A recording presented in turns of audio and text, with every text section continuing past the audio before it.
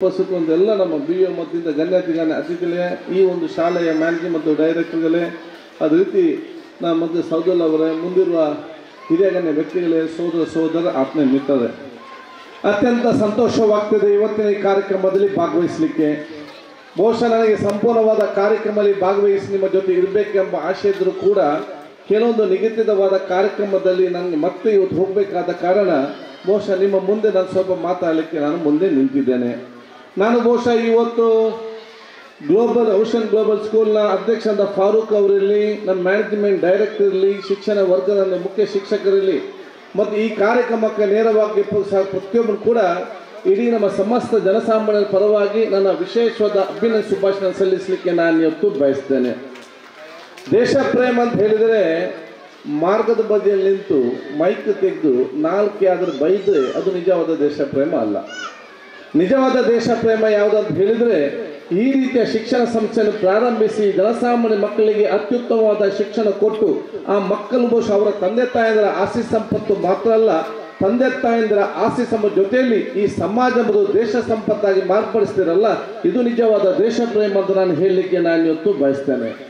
ಅದಕ್ಕಾಗಿ ನಾನು ಫಾರೂಕ್ ಅವರು ಮತ್ತು ಇಡೀ ಅವರ ತಂಡದ ಅಭಿನಂದಿಸ್ತೀನಿ. ಯಾಕೆಂತ ಹೇಳಿದ್ರೆ ಭಾರತ ದೇಶ ವಿಶ್ವದಲ್ಲಿ 1ನೇ ಸ್ಥಾನಕ್ಕೆ. ಭಾರತ ದೇಶ ಬಲಿಷ್ಠವಾಗಬೇಕಾದ್ರೆ ಅದು ಕ್ಲಾಸ್ ರೂಮ್ ಅಲ್ಲಿ ಕಲಿಯುವಂತ ವಿದ್ಯಾರ್ಥಿನಿಯರು, ಪ್ಲೇ ಗ್ರೌಂಡ್ ಅಲ್ಲಿ ಆಡುವಂತ ವಿದ್ಯಾರ್ಥಿನಿಯರು ಇವರು ಬಲಿಷ್ಠವಾದಾಗ ಮಾತ್ರ ಈ ದೇಶ ಬಲಿಷ್ಠವಾಗಲಿಕ್ಕೆ ಸಾಧ್ಯವಾಗ್ತದೆ.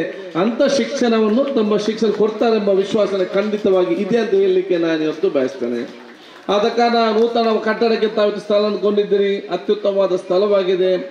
ಇಲ್ಲಿರುವ ಎಲ್ಲ ವಿದ್ಯಾರ್ಥಿನಿಗೆ ಅತ್ಯುತ್ತಮವಾದ ಶಿಕ್ಷಣ ಕೊಡುವ ಮೂಲಕ ಅವರ ತಂದೆ ತಾಯಂದಿರ ಆಸ್ತಿ ಸಂಪತ್ತು ಮಾತ್ರ ಅಲ್ಲ, ತಂದೆ ತಾಯಂದಿರ ಆಸ್ತಿ ಸಂಪತ್ತು ಜೊತೆಯಲ್ಲಿ ಈ ಸಮಾಜದ ಮತ್ತು ದೇಶ ಸಂಪತ್ತಾಗಿ ಮಾಡುವಂತ ವಿಶೇಷವಾದ ಶಿಕ್ಷಣ ಇಲ್ಲಿ ಸಿಗ್ತದೆ ಅಂತ ಹೇಳಲಿಕ್ಕೆ ನಾನು ಇವತ್ತು ಇಚ್ಛಿಸುವಂಥವ್ರು.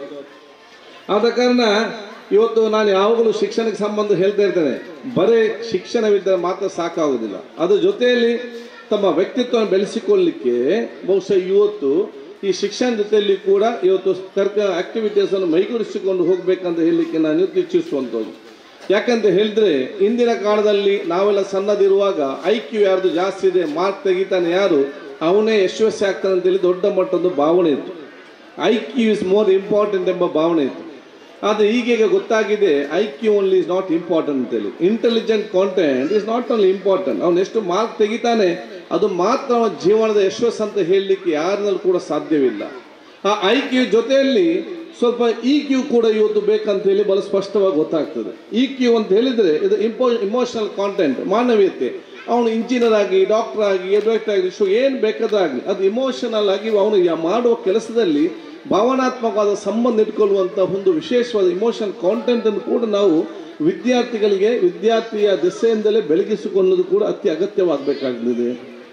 ಇವತ್ತಿನ ಕಾಲಘಟ್ಟದಲ್ಲಿ ಇಮೋಷನಲ್ ಕಾಂಟೆಂಟ್ ಬರಲಿಕ್ಕೆ ಬಹಳ ಕಷ್ಟ, ಅಷ್ಟು ಸುಲಭ ಇಲ್ಲ. ಇನ್ನೊಬ್ಬನಿಗೆ ಸಹಾಯ ಮಾಡೋದು ಮತ್ತು ಇನ್ನೊಬ್ಬನ ಸಂತೋಷ ಹಂಚುವಂಥ ಮನೋಭಾವ ಬಹಳ ಕಷ್ಟ ಇದೆ. ಎಲ್ಲರೂ ಕೂಡ ಸೆಲ್ಫಿ ಫೋಟೋ ತೆಗೆದು ಎಲ್ಲ ಸೆಲ್ಫಿಶ್ ಆಗಿದೆ, ಸ್ವಾರ್ಥ ಅಲ್ಲದೆ ಇನ್ನೊಬ್ಬನ ಆಲೋಚನೆ ಮಾಡೋದು ಬಹಳ ಕಷ್ಟ. ಆದ ಕಾರಣ EQ ಬರಬೇಕಾದ್ರೆ ಸ್ವಲ್ಪ SQ ಕೂಡ ಅತಿ ಅಗತ್ಯ. SQ ಅಂತ ಹೇಳಿದ್ರೆ ಅದು ಸ್ಪಿರಿಚುವಲ್ ಕಾಂಟೆಂಟ್, ದೇವರ ಭಯ. ಯಾರಿಗೆ ದೇವರ ಭಯ ಇದ್ದಾರೆ ಅವ್ರು ಸ್ವಲ್ಪ ಸರಿಮಟ್ಟಿನಲ್ಲಿ ಬಹುಶಃ ತಮ್ಮ ವ್ಯಕ್ತಿತ್ವ ರೂಪಿಸಿಕೊಂಡು ಸರ್ವರಿಗೂ ಕೂಡ ಪ್ರೀತಿಗೆ ಪಾತ್ರ ವ್ಯಕ್ತಿತ್ವ ಇವತ್ತು ರೂಪಿಸಿಕೊಳ್ತಾರೆ. ಆದಾಗ ನನಗೆ ವಿಶ್ವಾಸ ಇದೆ ಈ ಒಂದು ಶಿಕ್ಷಣ ಸಂಸ್ಥೆಯಲ್ಲಿ ಅದು IQ, EQ, SQ ಎಲ್ಲ ಸೀಮಿತವಾಗಿದ್ದುಕೊಂಡೇ ತಮ್ಮ ಅಕಾಡೆಮಿಕ್ ಮತ್ತು ಕರಿಕ್ಯುಲಮ್ ಅನ್ನು ರೂಪಿಸಿಕೊಂಡು ಅತ್ಯುತ್ತಮವಾದ ಸತ್ಪ್ರಜೆಯಾಗಿ ಬೆಳೆಸ್ಕೊಂಡ ಅವಕಾಶ ಆಗ್ತದೆ. ಆದಾಗ ಮತ್ತು ತಾವು ಹೆತ್ತವರಿಗೆ ಅತ್ಯುತ್ತಮ ಸದವಕಾಶ ಸಿಕ್ಕಿದೆ ನಿಮ್ಮ ಮಕ್ಕಳು ದೊಡ್ಡ ಸ್ಥಾನಕ್ಕೆ ತಗೊಂಡು ಹೋಗ್ಲಿಕ್ಕೆ. ನಾನು ಯಾವಾಗಲೂ ಮಾತು ಹೇಳ್ತಾ ಇರ್ತೇನೆ, ಬಡತನದಲ್ಲಿ ಹುಟ್ಟಬಹುದು, ನೀವು ಬಡತನದಲ್ಲಿ ಸಾಯ್ಬೇಕಾದ್ರೆ ನಿಮ್ಗೆ ಯಾರು ಕೂಡ ಹೇಳಲಿಲ್ಲ. ನಿಮ್ಮ ಬಡತನ ಕಷ್ಟವನ್ನು ದೂರ ಮಾಡಿ ನಿಮಗೆ ಒಂದು ನೆಮ್ಮದಿಯ ಜೀವನ, ನಿಮಗೆ ನಿಮ್ಮ ಮಕ್ಕಳಿಗೆ ಸ್ವಾಭಿಮಾನ ಬದುಕು ಬರಬೇಕಾದ್ರೆ ಅದು ಶೈಕ್ಷಣಿಕ ಕ್ಷೇತ್ರದಿಂದ ಮಾತ್ರ ಸಾಧ್ಯ ಅಂತ ನಾನು ಹೇಳಲಿಕ್ಕೆ ನಾನು ಇವತ್ತು ಬಯಸ್ತೇನೆ. ಆದ ಕಾರಣ ಎಷ್ಟೇ ಕಷ್ಟ ಆದರೂ ಕೂಡ ಒಂದಲ್ಲೊಂದು ಹಂತಕ್ಕೆ ನಿಮ್ಮ ಮಗ ಮತ್ತು ಮಗಳು ನಾನು ಮುಟ್ಟಿಸ್ತೇನೆ ಅಂತೇಳಿ ತಾಯಿಯಂದಿರುವ ಒಂದು ಹೆಜ್ಜೆಯನ್ನು ಮುಂದಿಟ್ಟಂಥ ಸಂದರ್ಭದಲ್ಲಿ ಬಹುಶಃ ಎಲ್ಲವೂ ಕೂಡ ಅತ್ಯಂತ ಯಶಸ್ವಿಯಾಗಿ ಬರುವಂಥ ವಿಚಾರ ಕೂಡ ಇವತ್ತು ಆಗ್ತದೆ. ಅದಕ್ಕಾಗಿ ಬಹುಶಃ ತಮ್ಮ ತಾಯಂದಿರ ಸಂಪೂರ್ಣವಾದ ಸಹಕಾರ ಮತ್ತು ಪ್ರೋತ್ಸಾಹ ಈ ಶಾಲೆಗೆ, ಈ ಮುಖ್ಯ ಶಿಕ್ಷಕರಿಗೆ, ಈ ಶಿಕ್ಷಕ ವರ್ಗದವರಿಗೆ ಸಂಪೂರ್ಣವಾದ ಪ್ರೋತ್ಸಾಹ ಕೊಡುವಂಥ ಜವಾಬ್ದಾರಿ ಅದೆಲ್ಲ ಹೆತ್ತವರ ಜವಾಬ್ದಾರಿ ಅಂತ ಹೇಳಲಿಕ್ಕೆ ನಾನು ಇವತ್ತು ಇಚ್ಛಿಸುವಂಥದ್ದು.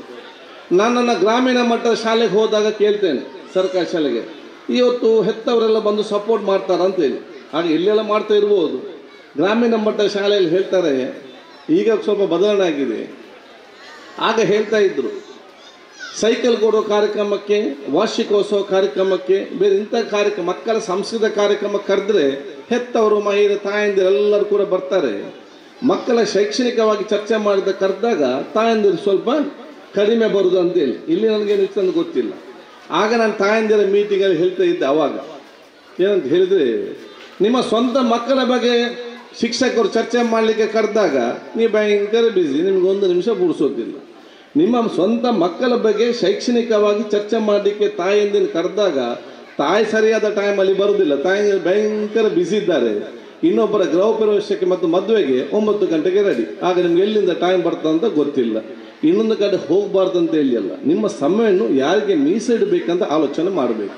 ನಿಮ್ಮ ಮಕ್ಕಳಿಗೆ ನೀವು ಸಮಯವನ್ನು ಮೀಸಲಿಡದಿದ್ದಲ್ಲಿ ಪಕ್ಕದ ಮನೆ ಬಂದು ಯಾರಿಗೂ ಸಮಯ ಮೀಸಲಿಡಲಿಕ್ಕೆ ಸಾಧ್ಯವಿಲ್ಲ. ನಿಮ್ಮ ಮಕ್ಕಳಿಗೆ ನೀವು ಸಮಯ ಮೀಸಲಿದ್ದಲ್ಲಿ ನನ್ನ ಮಗ ದೊಡ್ಡ ಜನ ಆಗಬೇಕು, ನನ್ನ ಮಗಳು ದೊಡ್ಡ ಜನ ಆಗಬೇಕು, ನಮ್ಗೆ ಗೌರವ ತರಬೇಕು, ನಮ್ಮ ಸಮಾಜಕ್ಕೆ ತರಬೇಕು ಅಂತ ಹೇಳಿ ಈ ಕನಸನ್ನು ಕಾಣುವುದು ಹೇಗೆ ಅಂತ ತಾವು ಆಲೋಚನೆ ಮಾಡಬೇಕು. ಅದಕ್ಕಾಗಿ ಶಿಕ್ಷಕ ವರ್ಗದವರಿಗೆ ತಮ್ಮ ಹೆತ್ತವರು ತನ್ನ ಸಂಪೂರ್ಣವಾದ ಸಹಕಾರ ಕೊಡುವ ಜವಾಬ್ದಾರಿ ಹೆತ್ತವರು ಮೊದಲು ಇವತ್ತು ಆದ್ಯತೆ ಅಂತ ಹೇಳಲಿಕ್ಕೆ ನಾನು ಇವತ್ತು ಬಯಸ್ತೇನೆ. ಅದಕ್ಕೆ ಮಕ್ಕಳ ಬಗ್ಗೆ ಚರ್ಚೆ ಮಾಡಲಿಕ್ಕೆ ತಾವು ಸಮಯ ಮೀಸಲಿಟ್ಕೊಳ್ಳೋ ಒಂದು ವಿಚಾರ ಇವತ್ತು ಆಗಬೇಕು. ನೀವು ಪಕ್ಕದ ಮನೆಯ ಜೊತೆ ಕೂತ್ಕೊಂಡು, ಸಂಬಂಧಿಕರ ಜೊತೆ ಕೂತ್ಕೊಂಡು, ಆ ಮದುವೆ ಹೇಗಿತ್ತು, ಈ ಮದುವೆ ಹೇಗಿತ್ತು, ಈ ಬಂಗಾರ ಹೇಗಿಂಟು, ಈ ಬಿರಿಯಾನಿ ಹೇಗಿಂಟು ಅಂದರೆ ಗಂಟೆ ಚರ್ಚೆ ಮಾಡ್ತೀವಿ. ನಿಮ್ಮ ಮಕ್ಕಳ ಬಗ್ಗೆ ನೀವು ಎಷ್ಟು ಚರ್ಚೆ ಮಾಡ್ತೀವಿ? ನನ್ನ ಮಗ ಹಾಗಿದ್ದಾನೆ, ನನ್ನ ಮಗ ಹೀಗಿದ್ದಾನೆ, ಪ್ರತಿಭೆ ಕಾರಂಜಿಯಲ್ಲಿ ಬಂದಿದ್ದಾನೆ, ಸ್ಪೋರ್ಟ್ಸಿಗೆ ಹೋಗಿದ್ದಾನೆ. ನಾವು ಎಷ್ಟು ನಮ್ಮ ಚರ್ಚೆ ಮಾಡಲಿಕ್ಕೆ, ನೀವು ಚರ್ಚೆ ಮಾಡಿದ್ರೆ ಬೇರೆ ಯಾರು ಚರ್ಚೆ ಮಾಡಲಿಕ್ಕೆ ಸಾಧ್ಯವಾಗ್ತದೆ? ನೀವು ಚರ್ಚೆ ಮಾಡಿ ಸಮಯ ಕೊಡದಿದ್ದರೆ ದೊಡ್ಡ ಜನಕ್ಕೆ ಕನಸನ್ನು ಕಾಣಲಿಕ್ಕೆ ಕಾಣ. ಆದ ತಾಯಿ, ತಂದೆ, ಈ ಶಾಲೆಯ ಶಿಕ್ಷಕ ವರ್ಗದ ಪಾತ್ರ ಎಷ್ಟಿದೆ ಆ ಯಶಸ್ಸಿನಲ್ಲಿ, ತಂದೆ ತಾಯಂದಿರ ಪಾತ್ರ ಕೂಡ ಅಷ್ಟೇ ಇದೆ ಅಂತ ಹೇಳಲಿಕ್ಕೆ ನಾನು ಇವತ್ತು ಇಚ್ಛಿಸುವಂಥದ್ದು. ಆದ ಕಾರಣ ಶಿಕ್ಷಣ ಜೊತೆಯಲ್ಲಿ ತಮ್ಮ ವ್ಯಕ್ತಿತ್ವ ರೂಪಿಸ್ಕೊಳ್ಳಿಕ್ಕೆ ದೊಡ್ಡ ಮಟ್ಟದ ಆ ಒಂದು ಹೆತ್ತವರು ಕೊಡಬೇಕು. ಶಾಲೆ ಶಿಕ್ಷಕ ವರ್ಗದವರು ತಾವು ಸೇರಿಕೊಂಡು ನಿಮ್ಮ ಮಕ್ಕಳ ವ್ಯಕ್ತಿತ್ವವನ್ನು ಸಣ್ಣದಿಂದಲೇ ರೂಪಿಸ್ಕೊಳ್ಬೇಕು. ಬಹುಶಃ ಅತ್ಯಂತ ತಾಳ್ಮೆ ಮತ್ತು ಪ್ರೀತಿಯ ವ್ಯಕ್ತಿತ್ವ. ಈಗ ಮಕ್ಕಳಿಗೆಲ್ಲ ಅರ್ಜೆಂಟ್ ಆಗಿದೆ, ಎಲ್ಲ ಫಾಸ್ಟ್ ಊಟ ಮಾಡಿ ಪೂರ್ಸೋತಿಲ್ಲ. ಒಂದು ಹೇಳಿದ್ರೆ ಇಮ್ಮಿಡಿಯೇಟ್ 2 ಹೇಳುವಂಥ ವಿಚಾರ ಇವತ್ತು ಬರುವಂಥದ್ದು. ಆದರೆ ನಿಮ್ಮ ಮಕ್ಕಳಿಗೆ ತಾಳ್ಮೆಯನ್ನು, ಪ್ರೀತಿಯನ್ನು, ಒಬ್ಬನಿಗೆ ಸಹಕಾರ ಕೊಡೋದನ್ನು, ಒಬ್ಬನಿಗೆ ಶ್ರಮಿಸಿಕೊಂಡು ಮುಂದೆ ಹೋಗೋದನ್ನು, ಇದೆಲ್ಲ ಕೂಡ ಸಣ್ಣದಿಂದಲೇ ತಾವು ತಮ್ಮ ಮನೆಯಿಂದಲೇ ಇದನ್ನು ಪ್ರಾರಂಭಿಸಬೇಕಂತ ನಾನು ಹೇಳಲಿಕ್ಕೆ ನಾನು ಇವತ್ತು ಇಚ್ಛಿಸ್ತೇನೆ. ಇದೆಲ್ಲ ಮಾರ್ಕಿನ ಜೊತೆಯಲ್ಲಿ ತಾಳ್ಮೆ ಕೂಡ ಅಷ್ಟೇ ಅಗತ್ಯ ಇದೆ. ಯಾರಿಗೆ ತಾಳ್ಮೆ ಇದೆ ಅವನ ಯಶಸ್ಸನ್ನು ಯಾರಿಂದಲೂ ನಿಲ್ಲಿಸಲಿಕ್ಕೆ ಸಾಧ್ಯವಾಗುವುದಿಲ್ಲ ಅಂತ ಹೇಳಿ ವಿಶ್ವಪ್ರವಾದಿ ಮೊಹಮ್ಮದ್ ಮುಸ್ತಫಾ ಸಲ್ಲಲ್ಲಾಹು ಅವತ್ತಿನ ಕಾಲದಲ್ಲೇ ಸಂದೇಶ ಕೊಟ್ಟಿದ್ದಾರೆ. ಇದನ್ನು ನಮ್ಮ ಮಕ್ಕಳಿಗೆ ಕಲಿಸಿದ್ರೇನು? ಯಾಕೆ ನಾವು ಅರ್ಚನೆ ಮಾಡುವಂಥ ವಿಚಾರ ಇವತ್ತು ಆಗಬೇಕಾಗ್ತದೆ? ತಾಳ್ಮೆ, ಪ್ರೀತಿ, ವಿಶ್ವಾಸ, ಸೋದರತೆ. ನಿಮ್ಮ ಮಕ್ಕಳ ನಿಜವಾದ ವ್ಯಕ್ತಿತ್ವ ಏನಂತ ಹೇಳಿದರೆ, ಯಾರು ನಿಮಗೆ ಬೈದಾಗ ಅವನಿಗೆ ಹಿಂದೆ ಬೈಲಿಕ್ಕೆ ನೀವು ಇಷ್ಟೆಲ್ಲ ಶಾಲೆ ಕಲಿಸಬೇಕಂತ ಇಲ್ಲ. ಯಾರದು ಬೈದಾಗ ಮತ್ತವನಿಗೆ ಹಿಂದೆ ಬೈಬೇಕಾದ್ರೆ ಈ ಶಾಲೆಗೆ ಬರುವಂಥ ಏನು ಅಗತ್ಯ ಇಲ್ಲ, ಮದ್ರಸೆಗೆ ಅಗತ್ಯವಿಲ್ಲ. ನೀವು ಸಣ್ಣ ಮಕ್ಕಳಿಗೆ ಮನೆಯಲ್ಲಿ ಬೈರಿ, ಆ ಮಗು ನಿಮಗೆ ಹಿಂದೆ ಬೈಯುವಂಥ ಶಕ್ತಿ ಆ ಮಗುವಿಗಿದೆ. ಅದು ಯಾರಾದ್ರೂ ನಿಮಗೆ ಬೈದಾಗ ಆ ಬೈಗಳನ್ನು ನೆಗಡಿಕೊಂಡು ಸ್ವೀಕರಿಸಿಕೊಂಡು ಅವನ ಬೆನ್ನು ತಟ್ಟಿ, ಅಲ್ಲಾಹ್ ತಾಲಾ ದೇವರು ಇನ್ನು ಮುಂದಕ್ಕೆ ನೀವು ಒಳ್ಳೆ ಬುದ್ಧಿ ಕೊಡಲಿ ಅಂತ ಹೇಳಿ ನೀವು ನಗುತ್ತಾ ನಿಮ್ಮ ಕೆಲಸ ಮಾಡಿ ನಿಮ್ಮ ಮುಂದೆ ಸಾಕ್ತಿರಲ್ಲ, ಅದು ನಿಜವಾದ ವ್ಯಕ್ತಿತ್ವ. ಆ ವ್ಯಕ್ತಿತ್ವ ನಿಮ್ಮನ್ನ ಮೇಲೆ ತಗೊಂಡು ಹೋಗ್ತದೆ ಅಂತ ನಾನು ಹೇಳಲಿಕ್ಕೆ ಬಯಸುವಂಥದ್ದು. ಆ ವ್ಯಕ್ತಿತ್ವ ಅದು ನಿಮ್ಮ ಮಕ್ಕಳ ವ್ಯಕ್ತಿತ್ವ ಆಗಬೇಕಂತ ನಾನು ಹೇಳಲಿಕ್ಕೆ ನಾನು ಇವತ್ತು ಬಯಸ್ತೇನೆ. ಆದಾಗ ನಾ ಸಮಾಜವನ್ನು ಕಟ್ಟುವಂತಹ ಒಂದು ಸಾಮಾಜಿಕ ಚಿಂತನೆಯಲ್ಲಿ ಸಕಾರಾತ್ಮಕ ಆಲೋಚನೆ ಬಹುಶಃ ತಮ್ಮಿಂದ ಸಣ್ಣದಿಂದಲೇ ಆ ರೀತಿಯಾಗಿ ಇವತ್ತು ವಿಶೇಷದ ವ್ಯಕ್ತಿತ್ವ ರೂಪಿಸಿಕೊಳ್ಳುವಂಥ ವಿಶೇಷವಾದ ವ್ಯಕ್ತಿತ್ವ ರೂಪಿಸಿಕೊಳ್ಳಲಿಕ್ಕೆ ಈ ಒಂದು ಶಾಲೆ ಶಿಕ್ಷಣಕ್ಕೆ ತಮ್ಮ ಸಂಪೂರ್ಣವಾದ ಸಹಕಾರ ಕೊಡಿ ಅಂತ ಹೇಳಿಕೊಳ್ತಾ, ಶೈಕ್ಷಣಿಕವಾಗಿ ಮಾತಾಡಬೇಕಾದ್ರೆ ಬಹಳಷ್ಟು ಮಾತಾಡ್ಬೋದು, ಗಂಟೆ ಕಟ್ಟಲೆ ಮಾತಾಡ್ಬೋದು. ಇವತ್ತು ಪುರ್ಸೋತಿಲ್ಲದಂಥ ಪರಿಸ್ಥಿತಿ ನಾನು ಇವತ್ತು ಇದ್ದೇನೆ. ಖಂಡಿತವಾಗಿ ಮುಂದಿನ ದಿನ ಇನ್ನೊಂದು ಸಂದರ್ಭ, ಇವಾಗ 5 ಬೇರೆ ಮಾತಾಡಲಿಕ್ಕಿದ್ದಾರೆ. ಮುಂದಿನ ದಿನಗಳಲ್ಲಿ ನಾನು ಇವತ್ತು ಖಂಡಿತ ಮಾತಾಡೋದ ಅವಕಾಶ ಖಂಡಿತವಾಗಿ ಪಡ್ಕೊಳ್ತಿದ್ದೇನೆ. ನಾನು ಬಹುಶಃ ಒಂದೇ ಮಾತನ್ನು ನಾನು ಹೇಳಬೇಕಾದ್ರೆ, ಇವತ್ತು ಬಹುಶಃ ಈ ಒಂದು ಉದ್ಘಾಟನೆ ಕಾರ್ಯಕ್ರಮಕ್ಕೆ ಫಾರೂಕ್ ಇರಲಿ, ನಾಸಿರ್ ಇರಲಿ, ನಮ್ಮ ಸಹೋದರ ಇರಲಿ, ಇವರೆಲ್ಲರೂ ಕೂಡ ಕಡ್ಡಾಯವಾಗಿ ಬರಲೇಬೇಕಂತ ಹೇಳಿ ಫಿಕ್ಸ್ ಮಾಡಿದ್ದು. ನಿನ್ನೆ ಫಿಕ್ಸ್ ಮಾಡಿ ನಾನು ಇಲ್ಲ, ಇವತ್ತು ಆಯ್ತು, ಇವತ್ತು ಬರಲೇಬೇಕಂತೇಳಿ ನಾನು ಹೇಳಿದ್ರು. ನಾನು ನೆಕ್ಸ್ಟ್ ಖಂಡಿತವಾಗಿ ಬರ್ತೇನೆ, ಈ ಒಂದು ಅವಕಾಶ ಬಿಟ್ಟು ಬಿಡಿ ಅಂತ. ಇಲ್ಲ ಬರಲೇಬೇಕಂತೇಳಿ ಕಡ್ಡಾಯವಾಗಿ ನನ್ನನ್ನಿರಲಿ, ಸಾಧಾರಣ ಶೆಟ್ಟಿ ಇರಲಿ, ಐವನ್ ಡಿಸೋಜ ಎಲ್ಲ ಮುಖ್ಯ ಕರೆದಿದ್ದಾರೆ. ಯಾಕೆ? ನಾನು 5 ಬಾರಿ ಶಾಸಕನಾಗಿ ಗೆದ್ದು ಬಂದಿದ್ದೇನೆ ಕ್ಷೇತ್ರದಿಂದ. ನಾನು ಈ ರಾಜ್ಯದ 4 ದೊಡ್ಡ ದೊಡ್ಡ ಇಲಾಖೆ, ಆರೋಗ್ಯ ಇಲಾಖೆ, ಆಹಾರ ಇಲಾಖೆ, ಅರ್ಬನ್ ಡೆವಲಪ್ಮೆಂಟ್, ಹೌಸಿಂಗ್ ಮಿನಿಸ್ಟರ್, ಅತ್ಯಂತ ಸಣ್ಣ ವಯಸ್ಸಿನಲ್ಲಿ 4 ದೊಡ್ಡ ದೊಡ್ಡ ಇಲಾಖೆ ನಾನು ನಿಭಾಯಿಸಿದ್ದೇನೆ. ಮುಖ್ಯಮಂತ್ರಿ ನಾಯಕನಾಗಿದ್ದಾಗ ನಾನೇ ಪ್ರತಿಪಕ್ಷ ನಾಯಕನಾಗಿ ಈ ಸದನವನ್ನೇ ನಾನು ನಡೆಸಿದ್ದೇನೆ. ಈಗ ಮತ್ತೆ ನನ್ನ ಕ್ಷೇತ್ರ ಶಾಸಕರು ನಿಮ್ಮೆಲ್ಲ ಮುಖಾಂತರ ಈ ರಾಜ್ಯದ ವಿಧಾನಸಭೆ ಸಭಾಧ್ಯಕ್ಷನಾಗಿ ಕೂತ್ಕೊಳ್ಳಿಸಿದ್ದಾರೆ. ಇದಕ್ಕಿಂತ ಜಾಸ್ತಿ ನನ್ನ ಯಾಕೆ ಕರೆದಿದ್ದಾರೆ, ಇದಕ್ಕಿಂತ ಜಾಸ್ತಿ ನನ್ನ ಯಾಕೆ ಕರೆದಿದ್ದಾರೆ ಅಂತ ಹೇಳಿದರೆ 30-35 ವರ್ಷಗಳ ಹಿಂದೆ ನಿಮ್ಮ ಮಕ್ಕಳಾಗೆ ನಾನು ಕೂಡ ಸೈಂಟ್ ಲೂಯಿಸ್ ಸ್ಕೂಲ್ನಲ್ಲಿ ನಿಮ್ಮ ಮಕ್ಕಳಾಗೆ ನಾನು ಕೂಡ ಹಳ್ಳಿ ಕೂತ್ಕೊಂಡು ಬೇರೆಯವರ ಮಾತನ್ನು ನಾನು ಕೇಳ್ತಾ ಇದ್ದೆ.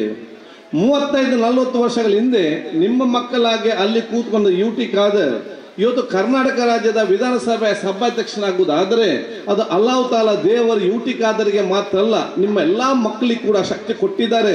ಅವ್ರು ನಮ್ಗಿಂತ ದೊಡ್ಡ ಸ್ಥಾನಕ್ಕೆ ಹೋಗ್ಬೇಕಂತ ಹೇಳಿಕೊಂಡೆ ನಮ್ಮನ್ನೆಲ್ಲ ಕರೆದಿಲ್ಲ ಕೂತ್ಕೊಳಿಸಿದ ಅಂತ ಹೇಳಲಿಕ್ಕೆ ನಾನು ಇವತ್ತು ಬಯಸುವಂಥದ್ದು. ನಮ್ಮ ಇವತ್ತಿನ ದೊಡ್ಡ ಆಶೆ ಮತ್ತು ಪ್ರಾರ್ಥನೆ ಏನು, ನೀವು ನಮ್ಮ ವೇದಿಕೆಯಲ್ಲಿ ನಮ್ಮನ್ನೆಲ್ಲ ನೋಡಿಕೊಂಡು ನೀವು ಸಂತೋಷ ಪಟ್ಟುಕೊಂಡು ನೀವು ಖುಷಿ ಪಡೋದು ಮಾತ್ರ ಅಲ್ಲ, ನೀವಿಲ್ಲಿ ಕೂತ್ಕೊಂಡು ನಮ್ಮನ್ನು ನೋಡಿಕೊಂಡು ನಮ್ಗಿಂತ ದೊಡ್ಡ ಜನವನ್ನಾಗಿ ಹೇಗೆ ನನ್ನ ಮಗನನ್ನು ಮಾಡಬೇಕೆಂಬ ಆಲೋಚನೆ ಮಾಡಿಕೊಂಡು ಹಠ ಮಾಡಿಕೊಂಡು ಮುಂದಿನ 15-20-25 ವರ್ಷಗಳಲ್ಲಿ ಅತ್ಯುನ್ನತ ದೊಡ್ಡ ಸ್ಥಾನಕ್ಕೆ ತಗೊಂಡು ಹೋಗುವಂಥದ್ದು ಚಾಲೆಂಜ್ ಆಗಿ ತಗೊಂಡು ದೊಡ್ಡ ಸ್ಥಾನ ತಗೊಂಡು ಹೋಗ್ಬೇಕಂತ ಹೇಳಿಯೇ ನಮ್ಮೆಲ್ಲರ ಆಶೆ ಮತ್ತು ನಮ್ಮೆಲ್ಲ ಪ್ರಾರ್ಥನೆ ಅಂತ ನಾನು ಹೇಳಲಿಕ್ಕೆ ನಾನು ಇವತ್ತು ಬಯಸ್ತೇನೆ.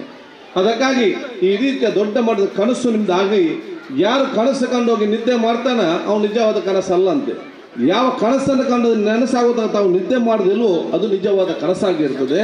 ಆ ಕನಸನ್ನು ಬಹುಶಃ ನೀವು ಕಾಣಬೇಕು. ಇದು ಎಷ್ಟು ವರ್ಷ ಆಗ್ತದೆ ನಿಮ್ಮ ಮಕ್ಕಳಿಂದ ತಾವು ಬಿದ್ದಿರಬೇಕು, ದೊಡ್ಡ ಸ್ಥಾನಕ್ಕೆ ತಗೊಂಡು ಹೋಗ್ಬೇಕು ನಾನು ಹೇಳಿಕೊಳ್ತಾ ನಿಮಗೆಲ್ಲರಿಗೂ ನನ್ನ ಪ್ರೀತಿಪೂರ್ವಕ ಅಭಿನಂದನೆ ಶುಭಾಶಯ ಸಲ್ಲಿಸಿಕೊಂಡು ನಾವು ಅವರು ದೊಡ್ಡ ಮಟ್ಟದ ಇವತ್ತು ಉತ್ತಮ ಸಂಸ್ಥೆಯಲ್ಲಿ ತಾವಿದ್ದೀರಿ. ಬಹುಶಃ ನಿಮ್ಮೆಲ್ಲ ಕನಸುಗಳು ಇವತ್ತು ನನಸಾಗಲಿ ಅಂತ ನಾನು ಇವತ್ತು ಕೇಳಿಕೊಳ್ತಾ ಫಾರೂಕ್ ಅವರಿಗೆ ನಾನೆಲ್ಲ ಅಭಿನಂದಿಸಿಕೊಂಡು ನಿಮಗೆ ಬೇರೆ ಬೇರೆ ಬೇರೆ ಬಿಸ್ನೆಸ್ ಇರ್ಬೋದು, ಆದರೆ ಶಿಕ್ಷಣ ಕ್ಷೇತ್ರದಷ್ಟೊಂದು ಅತ್ಯುತ್ತಮವಾದ ಯಾವುದು ಕೂಡ ನಾನದು ಬಿಸ್ನೆಸ್ ಅಂತ ಹೇಳಿಕೊಳ್ಳ ಇದು ಸೇವೆ. ಇದರಲ್ಲಿ ನಮ್ಮ ಆ ಒಂದು ನಿಮ್ಮ ಎಜುಕೇಷನ್ ಸಿಸ್ಟಮನ್ನು ಪ್ರಾರಂಭ ಮಾಡಿ ಈ ಊರಿಗೆ ದೊಡ್ಡ ಮಟ್ಟದ ಸಮಾಜಕ್ಕೆ ಸರ್ವಧರ್ಮದ ಜನರಿಗೆ ಕೂಡ ದೊಡ್ಡ ಮಟ್ಟ ಸದಾವಕಾಶ ಕೊಡೋದು ಅದೊಂದು ಅತ್ಯಂತ ದೊಡ್ಡ ಮಟ್ಟದ ಆ ಸಾಮಾಜಿಕ ಕೊಡುಗೆ ಮತ್ತು ಅತ್ಯಂತ ದೊಡ್ಡ ಸಮಾಧಾನದ ಹೇಳಲಿಕ್ಕೆ ನಾನು ಇವತ್ತು ಬಯಸ್ತೇನೆ. ಎಷ್ಟು ವರ್ಷ ಸ್ಟಾರ್ಟ್ ಆಗಿ ಫಸ್ಟ್ 250 ಮೆಂಬರ್ಸ್, ಮತ್ತು ಫಸ್ಟ್ ಇಯರ್ 300+ ಅಂತ ಹೇಳಿದರೆ ಬಹುಶಃ 370 ಅಂತ ಹೇಳಿದರೆ ಅಲ್ಲಾಹ್ ತಾಲಾ ದೇವರು ದೊಡ್ಡ ಮಟ್ಟದ ಅನುಗ್ರಹ ನಿಮ್ಗೆ ಇಟ್ಟಿದ್ದಾರೆ ಅಂತ ಹೇಳಲಿಕ್ಕೆ ನಾನು ಇವತ್ತು ಬಯಸ್ತೇನೆ. ನಾನು ಮೊನ್ನೆ ನನಗೊಂದು ಚೇರ್ಮನ್ ಸಿಕ್ಕಿದ್ರು. ಅವ್ರು ಪ್ರೊಫೆಷನಲ್ ಈಸ್ ಅನ್ ಇಂಜಿನಿಯರ್. ಅವರ ಮನೆಯಲ್ಲಿ 13 ಮಕ್ಕಳಲ್ಲಿ ಕ್ಲಾಸ್ ಸ್ಟಾರ್ಟ್ ಮಾಡಿದಂತೆ. 13 ಮಕ್ಕಳು ಇಟ್ಕೊಂಡು ರೂಮಲ್ಲಿ ಅವರ ಹೆಂಡತಿ ಗಂಡ ಹೇಳಿದ್ರಂತೆ, ಎಂತ ತಲೆ ಕೆಟ್ಟಿದೆ ಮಾರೆ, ನಾನು ನನ್ನ ಮಗಳಿಗೆ ಇವನು ಇಂಜಿನಿಯರ್ ಅಂತ ಮದುವೆ ಮಾಡಿದರೆ ಇವನು 13 ಮಕ್ಕಳನ್ನು ಮನೆಯಲ್ಲಿ ಇಟ್ಕೊಂಡು ಇವನು ಪಾಠ ಮಾಡ್ತಿದ್ದಾನಂತ ಹೇಳಿ ಜೋರು ಮಾಡಿದ್ದು. ಅದೇ ಸಂಸ್ಥೆ ಇವತ್ತು 13,000 ಮಕ್ಕಳು ಇವತ್ತು ಆಗುವಂಥ ವಿಚಾರ ಇತ್ತಾಗಿದೆ. ಯಾವುದು 13 ಮಕ್ಕಳಲ್ಲಿ ಪ್ರಾರಂಭ ಮಾಡಿದ್ರೆ 13,000 ಇವತ್ತು ಸ್ಟ್ರೆಂತ್ ಆಗುವಂಥ ವಿಚಾರ ಶಿಕ್ಷಣ ಸಂಸ್ಥೆ ಆಗಿದೆ. ನನಗೆ ವಿಶ್ವಾಸ ಇದೆ ನಿಮ್ಮ ಪ್ರಾಮಾಣಿಕ ಮತ್ತು ಬದ್ಧತೆ, ನಿಮ್ಮೆಲ್ಲ ಶಿಕ್ಷಕ ವರ್ಗದ ವಿಶೇಷ ಶಿಕ್ಷಣ ಮುಖಾಂತರ ಬಹುಶಃ ಮುಂದಿನ ದಿನಗಳಲ್ಲಿ ದೊಡ್ಡ ಮಟ್ಟ ಶೈಕ್ಷಣಿಕ ಸಂಸ್ಥೆಗೆ ಪರಿವರ್ತನೆ ಆಗಿಕೊಂಡು ಯಾವ ರೀತಿ ಸಮಾಜಕ್ಕೆ ಆ ಒಂದು ಪ್ರಯೋಜನ ಆಗ್ತದೆ ಅದೇ ರೀತಿ ನಿಮ್ಮ ಶೈಕ್ಷಣಿಕ ಸಂಸ್ಥೆ ಕೂಡ ಅತ್ಯಂತ ದೊಡ್ಡ ಬೆಲೆಗಳಿಕೊಂಡು ಬೇರೆ ಬೇರೆ ಕೋರ್ಸ್ಗಳಿಗೆ ಪ್ರಾರಂಭ ಆಗಲಿ, ಒಂದು ದೊಡ್ಡ ಮಟ್ಟದ ಯೂನಿವರ್ಸಿಟಿ ಮುಂದಿನ ಹಲವು ವರ್ಷ ನಂತರ ಆಗುವಂಥ ಅವಕಾಶ ನಿಮಗೆ ಲಭಿಸಿ ಅಂತ ಹೇಳಿಕೊಳ್ತಾ ಪವಿತ್ರವಾದ ವಾಕ್ಯ ಬಿಸ್ಮಿಲ್ಲಾಹಿರ್ ರಹಮಾನಿರ್ ರಹೀಮ್ ಹೇಳೋ ಮೂಲಕ ನಾನು ಇವತ್ತು ಉದ್ಘಾಟಿಸ್ತಾ